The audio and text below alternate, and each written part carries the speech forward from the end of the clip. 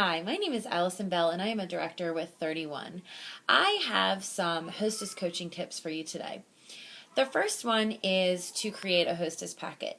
So most of my hostesses come from my current parties. I like to have at least 8 parties a month, and I try to get 2 to 3 party bookings at each party, and I book anywhere from 2 to 4 months ahead of time.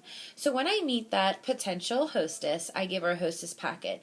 I have a letter inside there, a tic-tac-toe game, which gets the hostess excited for her party, and it gets her working for you. So it's trying to get her to invite people, invite at least have 10 or more people show up at her party, handing out the opportunity brochure, trying to book parties for you, and she'll get prizes according to how much she participates in her tic-tac-toe game.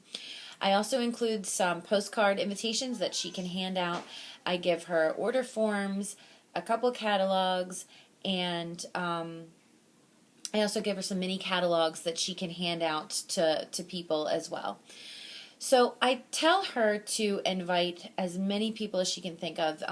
The other thing I include in her hostess packet is the hostess paper, where it has her booking rewards on one side and it has her invitation list on the back.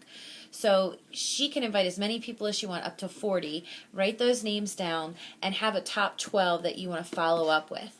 So I encourage her to use the blended invitation approach, so inviting people 2 to 3 ways, and usually that is texting, emailing, a Facebook event, and phone call or postcard. So depending on her favorites, those are what I recommend.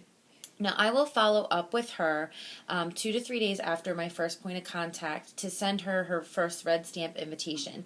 So depending on when her party is, if it's in 2 to 3 weeks, it's going to be an actual invitation. If it's a month out, it's going to be a save the date. Even if it's a 2-month out, I say, hey, I'm going to send you this save the date. You send it to your friends and say, what do you think about getting together on this date? Just to make sure it works for everybody.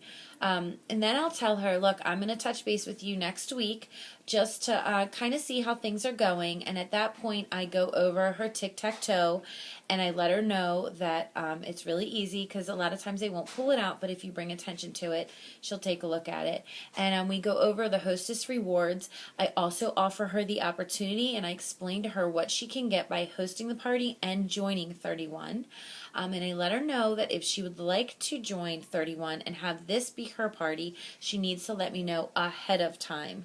So if she decides to book after her party, she can use any of the bookings that I get, but that party would be my party. So then my next touch point with her is going to be the week of the party, saying, alrighty, I'm so excited. I need some, get down to the nitty gritty here, and I need the details. How many people are you expecting? I want to make sure I'm prepared. Who do you have coming? Do you have grandma and your aunts and uncles? Are they younger guests with kids? I need to know, how I'm gearing my party towards. At that point, too, you can always ask them if they'd like to do a fun theme party, but I usually kind of just keep it simple. And then also ask her, tell her you need a well-lit area and what kind of space you're going to need, if you need a table or anything like that. And I like to show up about 30 to 20 minutes before the party.